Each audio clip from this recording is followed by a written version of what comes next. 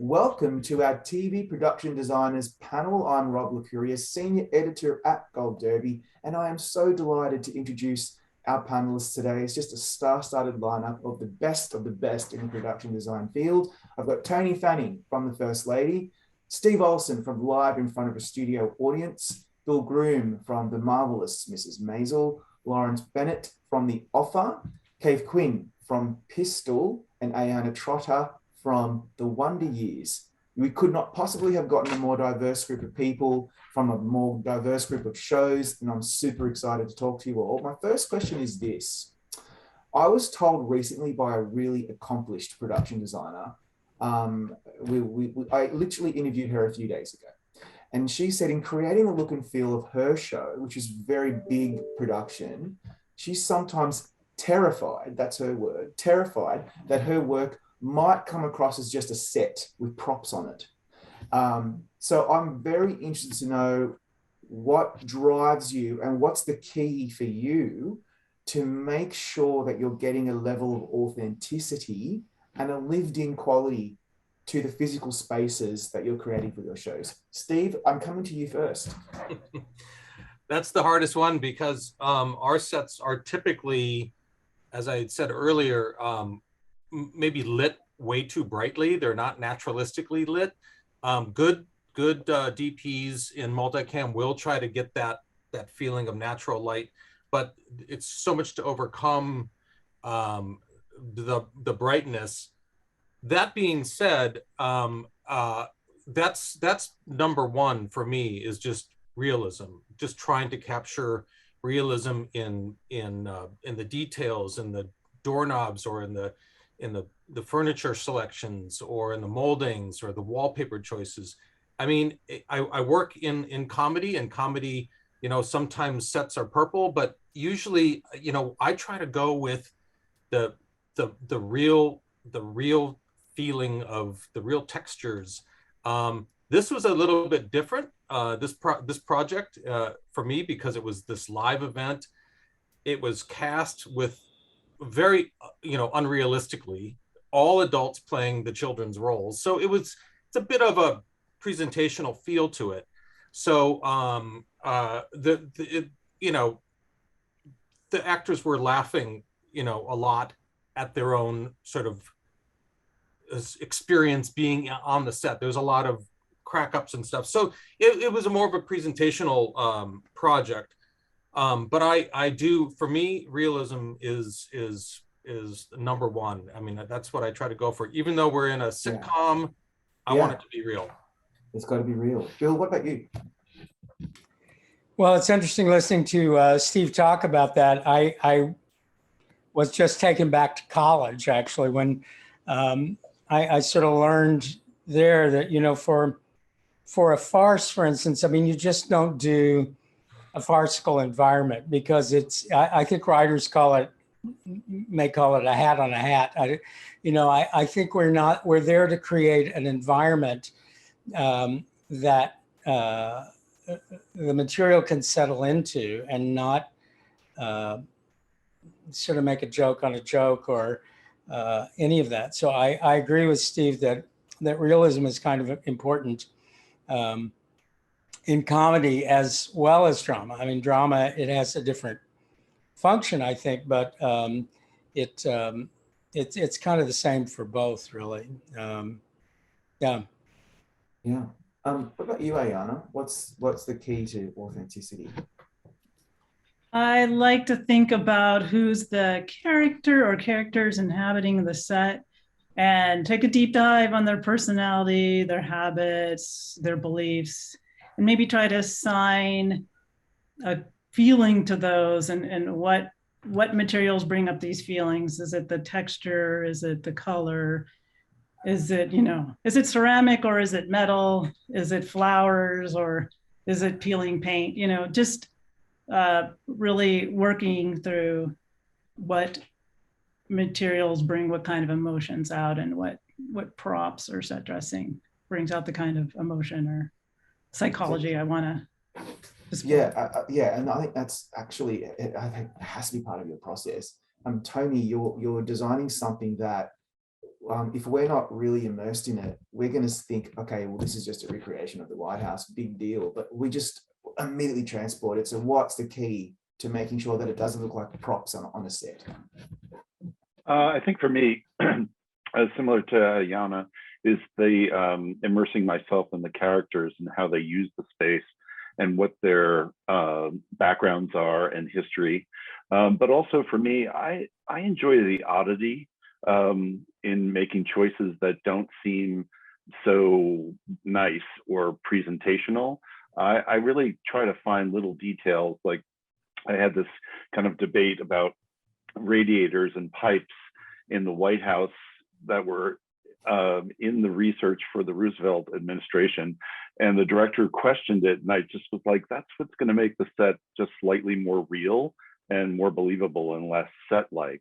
So she agreed with me and allowed me to do that kind of stuff. But I'm attracted to those odd details that make something feel a little bit more authentic. I think it brings a layering and a texture to environments that, you know, just putting a cleaner set up doesn't do for you. Right. And Kave, you're creating something that has to be appropriately anarchic. If it's too polished, then I'm just like, no, I want it to be more messy. Talk me through the authenticity. Well, if you look at a building that's been there for a while or anything, a structure, it's never going to have true lines. You know, the building has moved, so the window won't be totally straight, the wall might be slightly bowed. There's character in the actual environment. So I make sure that I try to build that into every set that I do. And sometimes, for example, actually not so much in Pistol, but in other films that I've done, rather than making a window, I might try and find like a beautiful crystal window or something that kind of gives it that kind of, it's had that wear and tear, it's had that character already put into that structure, that piece of architecture, with the architectural piece that you're putting in the set. So stuff like that is really critical to me, that gives the bones to the building. And then on top of that, it's obviously the layering of your set dressing, how long is that wall, is there another wallpaper that's underneath there? Is there, you know what I mean? There's a history there, as well as the history of the people that have lived in it. So all those things add up to it becoming something that's real. Yeah. That's fascinating. And then Laurence, you have the extra added burden of you're creating sets of sets. So how do you make them look authentic and not feel too proppy? Well, the number of sets within our show that were sets from the picture are actually relatively few. True. The larger focus was on the environments that are behind the scenes that no one was aware of. I think other people have touched on the illogic and the unexpected that you find in actual architecture, which is just what makes it interesting and takes it away from being plain boxes. I know that on a lot of scenery for this show, we talked about the backstory of the environment. A great example being Joe Colombo's social club in Carroll Gardens. I mean, it needs to be a real contrast with Carlo Gambino's place down on Mulberry Street in Little Italy. And the story that I came up with is that at a certain point, a couple of years earlier, Joe had happened upon a neighborhood bar there that he took a fancy to and encouraged the owner and patrons to move on down the block. And he commandeered the space and made it into his social club. So that gave us a little bit of visual history for that space that we could layer in before his presence. That's fascinating. I've got one more question for the panel. It's something I always love asking, and that is, looking back over the years, what's a film or a TV series that you hold up as the gold standard in production design? Something that you love, that you watch over and over again, that you just think is the best of the best. No pressure, but I'm going to judge you now on your answers. No, I'm kidding. It's whatever you want to say. Now, I really want to hear, I want to stick with Laurence. I want to stick with you. What do you hold up? And you can't say The Godfather because that's mine. No, I'll just make it easy and scattergun. Anything by Fellini. Oh, yeah. I mean, yeah, so much. There's so much to unpack. It's this world that encompasses reality and fantasy, and it's just so layered and so captures the happenstance of life in Italy. So. Yeah, beautiful. What about you, Bill? That's a really hard question because I just don't, when I'm watching a movie or TV show, I just don't sort of look at the work or the technical work. If I'm drawn into the story, it's great. If the work that the designer does is really terrible or really good, it's kind of noticeable, but generally I just don't look at it. Anything that settles into the story and helps make it work is what works for me. Okay, that's fair. I think that's a fair enough answer. What about you, Aiyana? Well, the best of the best is very hard, and what I like at the moment always is changing. So it's hard to say the best of the best, but a show that's on right now that I'm really enjoying the production design of is The Handmaid's Tale. Oh, so good. It's so impressive, isn't it? Yeah, beautiful work. Steve? Wow. The best of the best. That's difficult. I would say there's a movie that I've probably watched more than any other movie, and it's going to be sort of corny, but I love Blade Runner. Oh man, just the visuals in Blade Runner. I just think it's fantastic, and I can watch it over and over.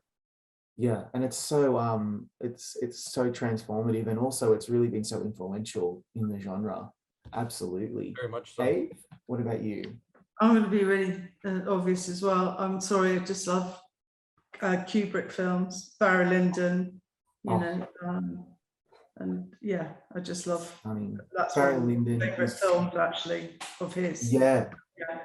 Like The Shining and. For The Shining, I mean that is one other favorite, but I think Barry Lyndon is my top one.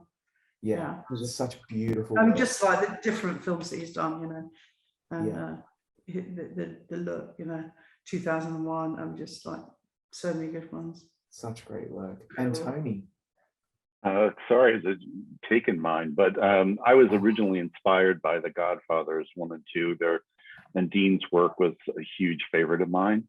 But I also, again, same as Cav, I love Kubrick's work. I couldn't say enough about The Shining. It was like such a great project, and I just loved how the production design worked in it.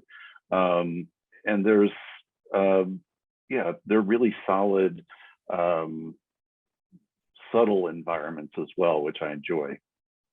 Yeah, so good. I love all of those. My favorite is Jan Rolf's work on Gattaca.